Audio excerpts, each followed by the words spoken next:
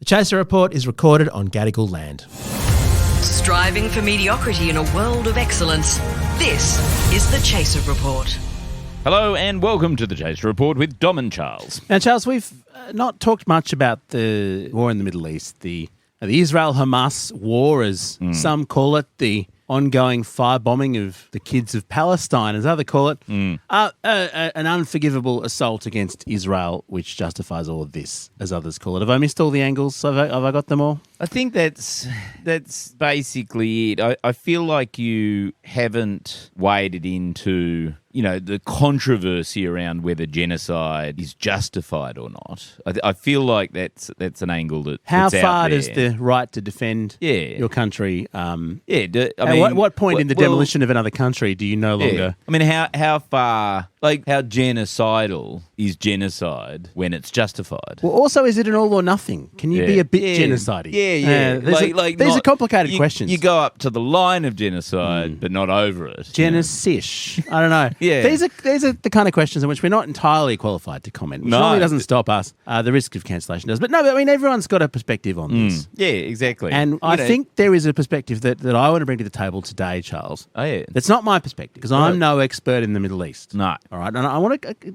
acknowledge that, right? This is not something my family does not have any roots there. I think nor does yours.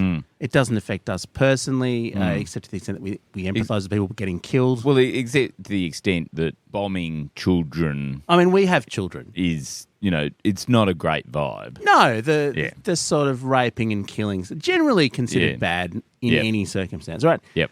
So let's get a perspective, though, that I think hasn't been showcased enough. Oh, you've got a fresh angle. I have a fresh angle. Oh, wow. And not only is it a fresh angle, it's a fresh angle from someone who is clearly one of the leading commentators on the Middle East today. Oh, wow, okay. Right. And it involves, I think, the most Australian perspective on all of this, which is, won't somebody think about the property values in Gaza? Oh, this is going to be tasteful.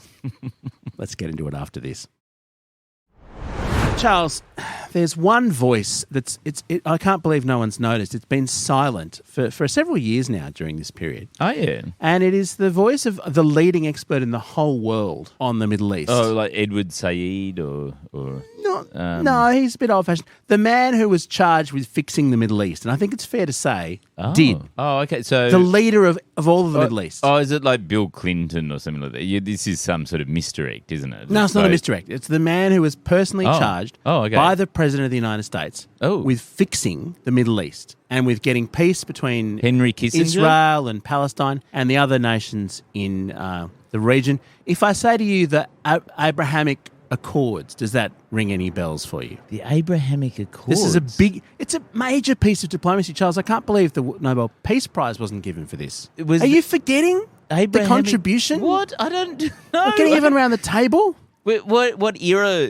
Recent. Recent. Okay. Oh, so is it John Kerry or something? No. I don't know. It's Jared Kushner. Jared Kushner, who coincidentally was the son-in-law of Donald Trump, is Jewish, and so he's the only person Donald Trump knew who was able to in any way be honest involved. broker. Yeah. And so the Abraham Accords were brokered by Jared Kushner. He spent a lot of time by Jared Kushner standards, which meant at least 10 minutes getting involved. And look, to be fair, he did actually achieve a few things. Like Jared Kushner was charged with fixing about 8 things by Trump. Yeah. I think this is the only one he made any progress on at all from memory. Right. And he did manage to get relations normalised between Israel and the UAE. I'm just checking here because I'd forgotten. And Israel and Bahrain. That's right. And actually, didn't he set Israel and the Saudis on a path towards chatting? Did. Yeah. And even Israel and Sudan as well. So and Morocco. So in fact, he brokered a lot of deals with Israel and the less hard countries of the region. Basically. And essentially, therefore, isolating Iran and all the Iranian allied parts of the Middle East. And Hezbollah. Yeah, which then enraged them because the Arabic states started to, at least their leaderships started to, in some ways, abandon the Palestinian cause in favour of cushy oil deals and stuff like that. Kushnery. Kushner-y oil deals. Yeah, right. And okay, look, I see. Jared Yes. Kushner, to his credit. So in some ways, Kushner, you can draw a direct line between Kushner and what's happening in Gaza right now. Yeah, you can. Yeah, right, And okay. The question I don't know So the let's answer listen to to this guy. The question I don't know the answer to, Charles, is what state those agreements are in, given what Israel's been doing lately, and whether the normalisation of relations has been followed by a re-abnormalisation of relations. Because, again, I'm not an expert. I don't know. No. So we're not commenting. But the point is, Jared Kushner does know. Okay.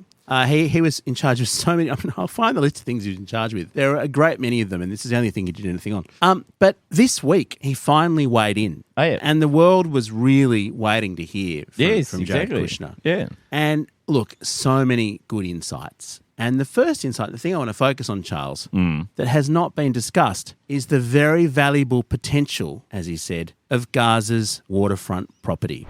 In Gaza's waterfront property, it could be very valuable to, if people would focus on kind of building up livelihoods. You think about all the money that's gone into this tunnel network and into all the munitions. If that would have gone into education or innovation, what could have been done?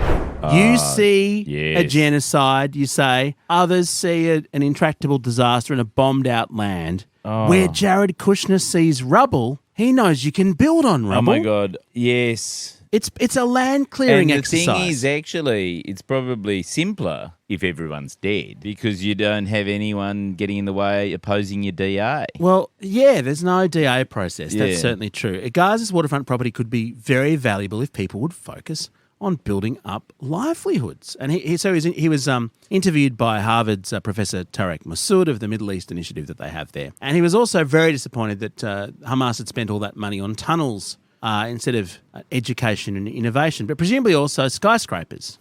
Well, I think it's very tasteful of Jared Kushner to be talking about property prices when people are literally dehydrating to death in Gaza. You know, there are babies who are dying of malnutrition. Yeah, but he's got a solution. Don't worry about it. He's got a plan. Oh, right, okay. He's going to get them out. Okay. He's going to get everyone out of Rafah. Right. That's what he wants to do. He thinks Israel should just immediately get everyone out of Rafah. Yeah. So you can clean up the whole thing and turn it into a nice property enclave. Yeah. Presumably. Sort of like the Miami of the Middle East. Yes, it can be. You know that island in Florida where all the billionaires live? Yes. That could be what Gaza becomes. Yes.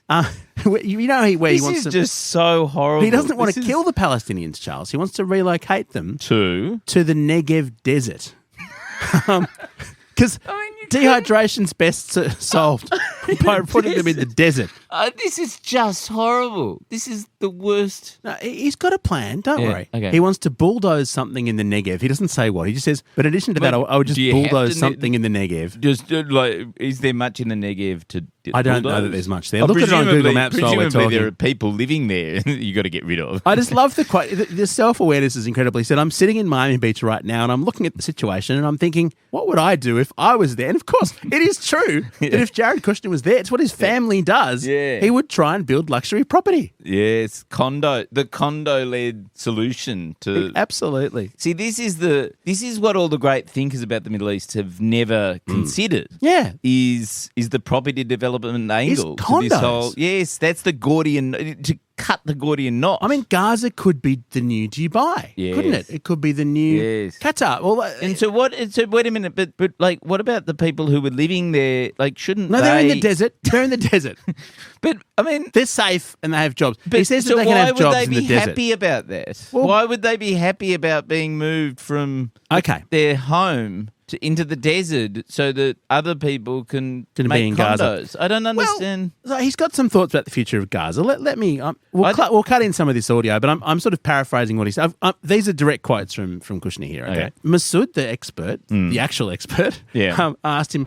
But also, there are real fears on the part of Arabs, and I'm sure you talk to a lot of them who think once Gazans leave Gaza, Netanyahu's never going to let them back in.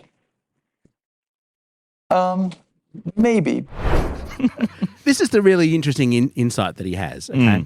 With his deep knowledge of the situation. Yeah. Maybe, but I'm not sure there's much left of Gaza at this point. So, if you think about even the construct, like, Gaza was not really a historical precedent, right? It was the result of a war, right? You had tribes that were in different places, but then Gaza became a thing. So he says, you don't really need You don't, Gaza. You don't really. So I think he's viewing this as a new opportunity for Israeli developers. You clear, because, Charles, I don't know if you've ever built a giant condo tower, but you clear the land first. And if there's one thing just Israel's been doing, it's horrible. clearing the land. Come on, you can't dispute that. That land is cleared, baby. What if, as a compromise, all the condos that are built adhere to the new Max Chandler Mather method? Oh, okay. Where Interesting. they've got to be low cost, for middle class Australians. That's not a bad idea. It's not bad. I think that could be very good. I think this is terribly. This is awful. It's I'm awful. just trying to. I feel like what we should do is like acknowledge that this is the angle that we've taken, right? For this episode. But Charles, we don't know as much about the Middle East as Jared Kushner. You think it's awful, okay. and I think it's awful, but I've never been the president's envoy to the Middle East trying to solve the problem, have I? Yeah, Or a you're right. property Like, developer. who am I to comment on how horrific That's what right. he's saying Because is? if there's one thing we can learn from Jared Kushner here, Yeah. let's just take a moment to think about what that might be. The Chaser Report. News you can't trust. The one thing we can learn from Jared Kushner that I think we've been observing quite well on the podcast is that it's not wise to comment on a situation when you know fuck all about it. Can I share with you his summary of the situation? Okay, yeah. Okay, this is his Yeah. snapshot. Okay. He says, It's a little bit of an unfortunate situation there. It is an unfortunate situation. I think that. I And he think that says- was in the ICJ. that's one of the. That's right. The special rapporteur case against- Médecins Sans Frontières report is called. Yeah. It's a little bit of an unfortunate situation. But I think from Israel's perspective, I would do my best to move the people out and then clean it up. that is clean it up. What is that implying? Ethnic cleansing? I don't know. What kind of cleansing are you talking about? Yeah, there's no implying there. There's just explicitly saying it, isn't it? Jesus. So- I mean, that is horrific. And Well- he's going to end up being in power again. Well, in a this few is the months. thing. Okay, so Ivanka and Jared have not endorsed Trump. They don't go to his events. What they do is they sit in their little... So they moved down to Florida to be near him. They left New York because everyone Yeah, hates them right. there now Yeah. for obvious reasons. There's this... I don't know whether you've seen it. There's this special island that only rich people can live on in South Florida where they've got some sort of, waterfront property next to other rich people. Right. It's like this little island with a causeway that you can't get to unless you're a billionaire, basically. I feel like if we're looking for places to rehouse people in Gaza, maybe that's where we should be looking. But Charles, we'd have to raise it to the ground Exactly. first, possibly Yes. with an aerial bombing campaign. And maybe, get rid of all the civilian, and clean it up. What was it? You could Bomb move it? Jared Kushner to the Negev desert. That's a great idea. great plan. And look, it might be a bit of an unfortunate situation for them. It could be an unfortunate situation. Let me just see where the Negev desert But is. I feel like what goes around comes around. Like, what's good for the goose is good for the gander. That's not the way Jared Kushner has ever seen anything in his life. But I'm sitting here, A long way away from the a long way away from the thing, and I'm asking myself, what would I do? And my answer is, I would bomb that island to the ground. You find a place. See, we joke, Charles. But it is, as you mentioned, Jared and Ivanka haven't done anything yet. They haven't endorsed Trump or anything, but you can bet that the moment he's president again, Yes. they will go straight back, and Jared Kushner will go straight back to the Middle East and start doing these deals. And can I just remind everybody, having written a book about the Trump family called Trumpedia, which is, I don't think you'll find a copy of it, but it was actually quite a good book. I researched Jared. It's an amazing, the Jared Kushner story is an amazing story of mediocrity being paid for by his daddy, like his place in Harvard. Anyway, he will go there and cut deals to get the Qataris or the Saudis or whoever it is to bail out his family company. Yes. Because whatever you say about Jared, he's one person with Jewish heritage, a very devout Jew who is happy to take money from Arab countries to bail out his family properties. He's done it on multiple occasions. Wow. So that's our future. I feel like you've predicted our future. I Yeah. feel like this could almost be an episode of Welcome to the Future. It even is. though It it's is. not. Well, all you need now, I think, the other factor that we haven't factored in yet is MBS, who's very close to Jared Kushner. Yes, they are. They Ahmed bin did the Salman. org together, didn't they? Yeah. Or was that Trump? Oh, on MBS? I don't know. I'm Can't sure they've also cut up a few journalists. But probably. together. Yeah. So that's what will Got happen. Out the bone saw. Is when you see Gaza, you see a humanitarian tragedy and tens of thousands of people slaughtered. But what you don't see is another place where MBS could build an amazing building. We've featured a few of these. There's the line that they're doing. Yes. There's the giant cube. Yep. What could they build in Gaza? Well, I wonder whether, because it's waterfront, you're saying. Yeah, of course it is. Alan Jones is selling his place. Let's bring him in. The one thing this episode needs. Alan Jones is selling his place in the toaster. There's rumours that he's not. Like, he's denying that he is. That's what you say when you are, though, isn't it? But the whole point is there's all of these people have been made to sign NDAs to go and do the inspections. Yeah, Like, you've been. yeah, of course. Yeah, I was the first one in there. Yeah. Absolutely, with our podcast. Obviously, I can't say what it's like No. because signed an NDA. Oh, yeah, shit, I just Yeah. broke the NDA, So, damn it. But yeah, so he's selling up. He needs a waterfront place. I presume he wants to be outside the jurisdictional reach of Australia. Just in case he's unfairly locked up for things he definitely didn't do. And he hasn't sued for defamation yet over that, has he? I'm sure he will soon. Oh, I'm sure so he his will. claims can be tested in court. Yeah, but on the off chance he doesn't want to be in an extraditable jurisdiction, I imagine Gaza is pretty I don't Well, imagine you wouldn't call it Gaza, Charles, because of the brand damage. Oh, right. What would you call it? Miami actually- too. No. Maybe we need to turn the brand around a bit like the Trump brand needs turning around. Oh, yeah. Here's three words that I think are a comprehensive vision for the future of the region. Yep. Where everyone wins, whether you're an Israeli property developer Yep. or a Palestinian who can have a minimum wage job looking after rich people. And that's a path to peace, right? Yep. Gaza Strip Mall. A giant one, Yeah. the biggest one ever built. Yep. I love it. Everyone knows the words Gaza Strip, but they don't think about luxury shopping destination. And the slogan could be a bit of an unfortunate situation.